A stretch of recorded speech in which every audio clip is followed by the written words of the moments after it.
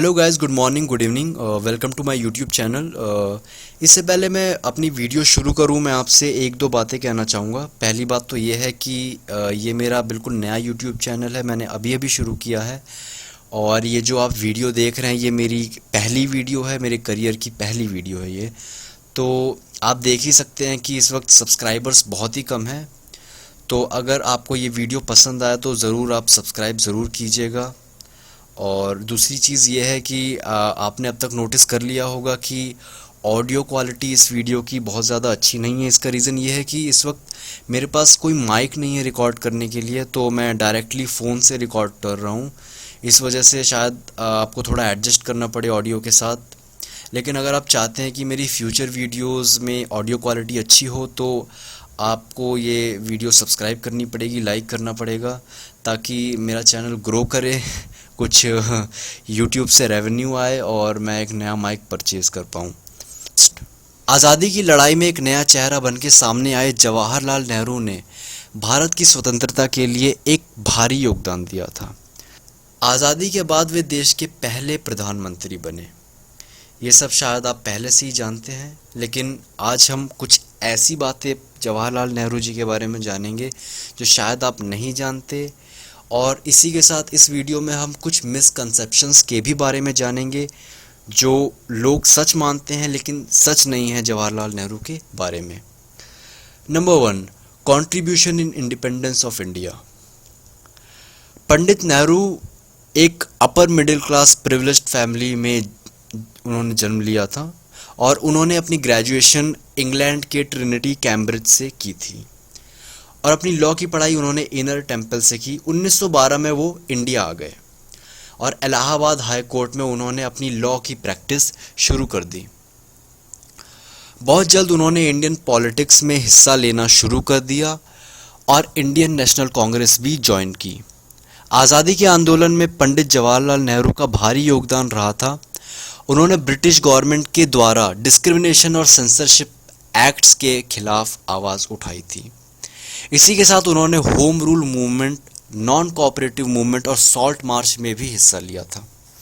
महात्मा गांधी को अपना गुरु मानने वाले पंडित नेहरू अलग अलग आंदोलनों में हिस्सा लेने के लिए 4 बार जेल भी गए, जहां पर उन्होंने कई तरह की किताबें भी लिखी, जिनमें से एक द डिस्कवरी ऑफ इंडिया काफ़ी प्रचलित हुई थी उस टाइम पर। लेकिन आई एम प्रिटी श्योर कि इस बुक को आज कोई नहीं पढ़ता। खैर, इसी के चलते महात्मा गांधी ने जवाहरलाल नेहरू को अपने पॉलिटिकल करियर का वायरस भी डिक्लेयर कर दिया।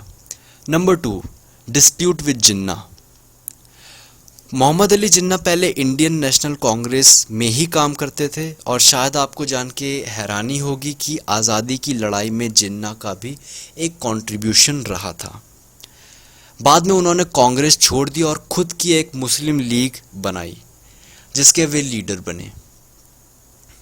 आपको मैं एक बात बता देना चाहता हूँ कि जिस तरह इस वक्त बहुत सारी पॉलिटिकल पार्टीज़ हैं ना, जैसे कांग्रेस है, बीजेपी है, आम आदमी पार्टी है, जेडीयू है, समाजवादी पार्टी है, इसी तरीके से इंडिपेंडेंस के पहले भी बहुत सारी ऐसी पॉलिटिकल पार्टीज़ थी, बहुत सारे ऐसे दल एग्जिस्ट करते थे। तो इंडियन नेशनल कांग्रेस भी उस वक्त पे थी, एक्टिविटी कर रही थी, और साथ में जिन्ना ने अपनी एक मुस्लिम लीग तो बना ही ली थी। बेसिकली जिन्ना उस टाइम पर भारत के मुस्लिम्स को रिप्रेजेंट कर रहे थे, ऐसा उनका कहना था। लेकिन कुछ मुस्लिम्स ऐसे भी थे जो जिन्ना का समर्थन नहीं कर रहे थे, उनको जिन्ना की पॉलिसीज़ पसंद नहीं थी। धीरे धीरे जिन्ना की जो मुस्लिम लीग थी वो धीरे धीरे बड़ी होती गई। 1940 में जिन्ना ने पहली बार ये डिमांड की कि आज़ादी के बाद इंडियन मुस्लिम्स का खुद का एक स्टेट होना चाहिए, खुद का एक होमलैंड होना चाहिए, जहाँ पे वे सुरक्षित रह सके, और उन्होंने उस स्टेट का नाम पाकिस्तान रखने की भी मांग की। पाकिस्तान में पाक जो है वो एक उर्दू वर्ड है जिसका मतलब था प्योर, यानी कि शुद्ध। उनकी इस डिमांड ने बहुत सारे लोगों को, बहुत सारे लीडर्स को अपसेट कर दिया, इंक्लूडिंग महात्मा गांधी, पंडित जवाहरलाल नेहरू, सरदार पटेल जैसे बहुत सारे लीडर्स ने उनकी कड़ी आलोचना की और पब्लिक को भी ये कुछ खास पसंद नहीं आया। सभी बड़े लीडर्स ने जिन्ना की इस डिमांड को सरासर नकार दिया, लेकिन जिन्ना ने अपने पाकिस्तान के सपने को हकीकत बनाने की कोशिश शुरू कर दी थी उस वक्त। उसी साल जब सिविल डिसोबीडियंस शुरू हुई तो पंडित जवाहरलाल नेहरू को अरेस्ट कर लिया गया और 4 साल की सज़ा सुना दी गई। 1942 में जब वर्ल्ड वॉर टू ज़ोरों शोरों से चल रही थी तब जापान ने बर्मा के ज़रिए इंडिया पर अटैक करना शुरू कर दिया। स्टैफोर्ड क्रिप्स जो उस वक्त पर वॉर कैबिनेट के मेंबर थे, जिन्ना और पंडित नेहरू दोनों को ही अच्छी तरीके से जानते थे, वो एक सेटलमेंट प्रपोजल लाए ताकि इंडिया की जो कॉन्स्टिट्यूशनल प्रॉब्लम्स थी वो सॉल्व हो सके। जब वो इंडिया आए तब जाके उनको पता चला कि जितना उन्होंने सोचा था इंडिया की कंडीशन उससे ज़्यादा ख़राब थी। इंडिया बेसिकली डिवाइड हो चुका था हिंदूज़ में और मुस्लिम्स में। जिन्ना का कहना था, and I quote, Pakistan is our only demand and by God we will have it. आपको शायद जान के हैरानी होगी कि मुस्लिम लीग ने अपना खुद का न्यूज़पेपर भी पब्लिश करना शुरू कर दिया था। महात्मा गांधी का कहना था कि उनको इंडिपेंडेंस से कम कुछ नहीं चाहिए, और इसी तरह क्रिप्स का प्रपोजल फेल हो गया।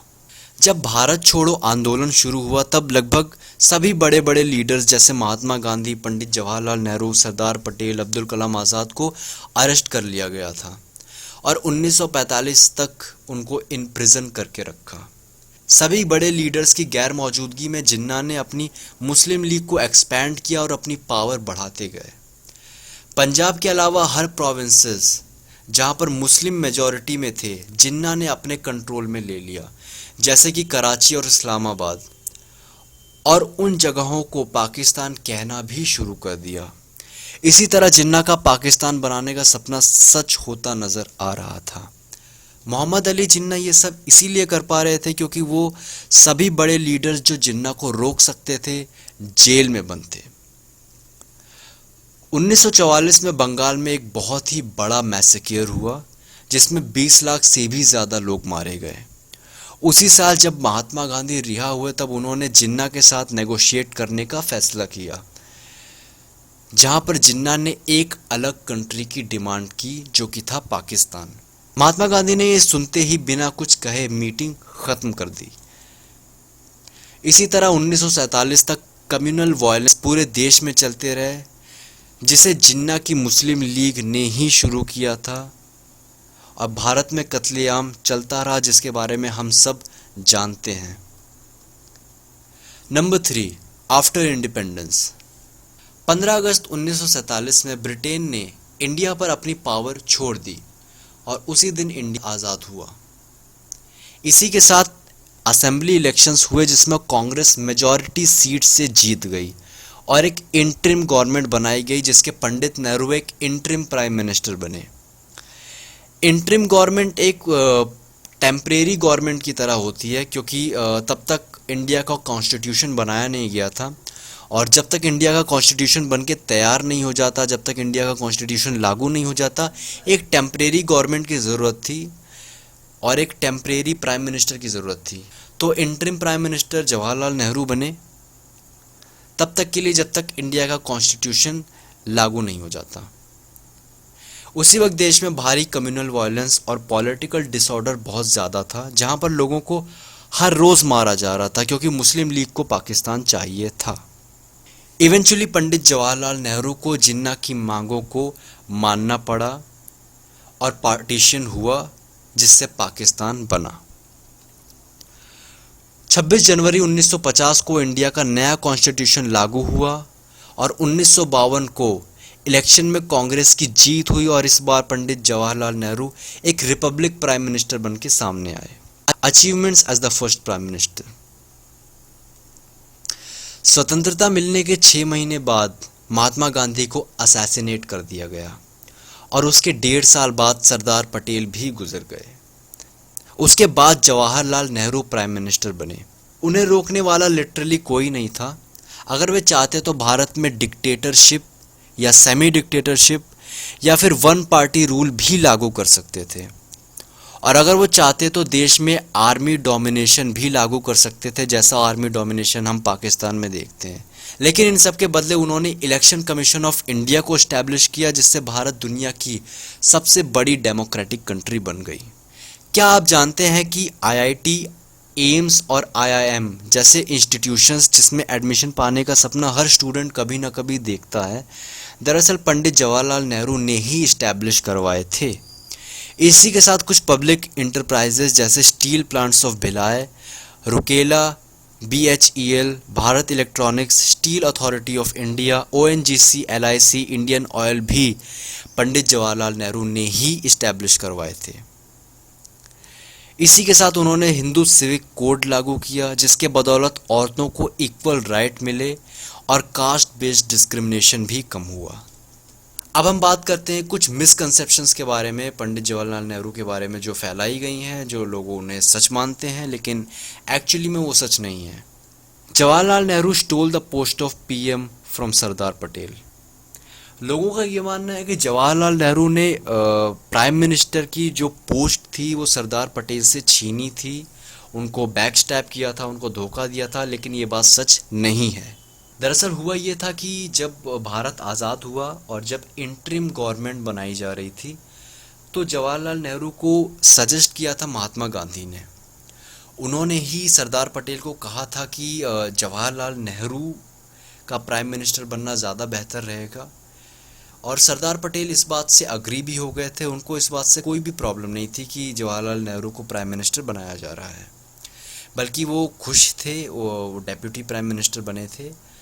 और जब 1952 में पहली बार इलेक्शंस हुए और रिपब्लिक गवर्नमेंट बनाई गई थी, तब तक सरदार पटेल गुजर चुके थे। सरदार पटेल 1950 में उनका देहांत हो गया था और 1952 में पहला Republic prime minister Jawaharlal Nehru को बनाया गया। ही awarded himself with Bharat Ratna. लोगों का मानना है कि पंडित जवाहरलाल नेहरू ने खुद को भारत रत्न दिया। एक्चुअली में ये बात सच नहीं है। पंडित जवाहरलाल नेहरू ने खुद को भारत रत्न नहीं दिया था। एक्चुअली वो डॉक्टर राजेंद्र प्रसाद थे जिन्होंने पंडित जवाहरलाल नेहरू को भारत रत्न से नवाजा था। अगला मिसकंसेप्शन ये है कि he was a pervert, except he wasn't. आपसे एक बहुत ही सीधा सा सवाल पूछना चाहूँगा, अगर किसी इंसान को डीफेम करना हो तो सबसे आसान तरीका क्या रहेगा? मैं बताता हूँ। अगर किसी इंसान को डीफेम करना हो तो सबसे आसान तरीका यह है कि उस इंसान को लूज कैरेक्टर प्रूव कर दो। पंडित जवाहरलाल नेहरू के भी साथ यही किया गया। उनको डीफेम करने की कोशिश की गई, उनको लूज कैरेक्टर प्रूव करने की कोशिश की गई। हाल ही में कुछ फेसबुक पोस्ट सामने आए थे जिसमें पंडित जवाहरलाल नेहरू कुछ महिलाओं के साथ क्लोज नज़र आए। कुछ महिलाएं उनको किस करती दिखाई दे रही थी उस फोटोज़ में। यह पहली फ़ोटो आप देख सकते हैं, एक महिला पंडित जवाहरलाल नेहरू को किस कर रही हैं। एक्चुअली मैं इस फ़ोटो को मैं बता देना चाहता हूँ कि जो महिला पंडित जवाहरलाल नेहरू को किस कर रही है वो उनकी खुद की सिस्टर हैं, जो उनको एयरपोर्ट पे पिकअप करने आई हुई हैं। दूसरी फ़ोटो में जो महिला पंडित जवाहरलाल नेहरू को किस करती हुई नज़र आ रही है वो उनकी खुद की नीस हैं। तो इसी के साथ मैं इस वीडियो को ख़त्म करना चाहूँगा, एंड करना चाहूँगा। आप ज़रूर अपना फ़ीडबैक ज़रूर दीजिएगा कि आपको ये वीडियो पसंद आई। अगर पसंद आई हो तो ज़रूर लाइक कीजिए, और अगर पसंद ना भी आई हो तो भी ज़रूर बताइए कि पसंद क्यों नहीं आई। मैं ज़रूर अपने आप को इम्प्रूव करने की कोशिश करूँगा। अगर आपको वीडियो पसंद आई हो तो लाइक ज़रूर कीजिए, सब्सक्राइब कीजिए। जैसे कि मैंने कहा, मुझे इस वक्त ज़रूरत है। नया यूट्यूब चैनल है, आप ही का यूट्यूब चैनल है। आप अपने यूट्यूब चैनल को तो ग्रो करवाना चाहेंगे ही। तो खैर, इसका पार्ट 2 भी ज़रूर मैं बहुत जल्द लेकर आऊँगा, जिसमें हम पंडित जवाहरलाल नेहरू के फेलियर्स के बारे में बात करेंगे। उनके लिए कुछ बुरे डिसीजंस के भी बारे में हम पार्ट 2 में बात करेंगे। So that is it for today guys. Piece.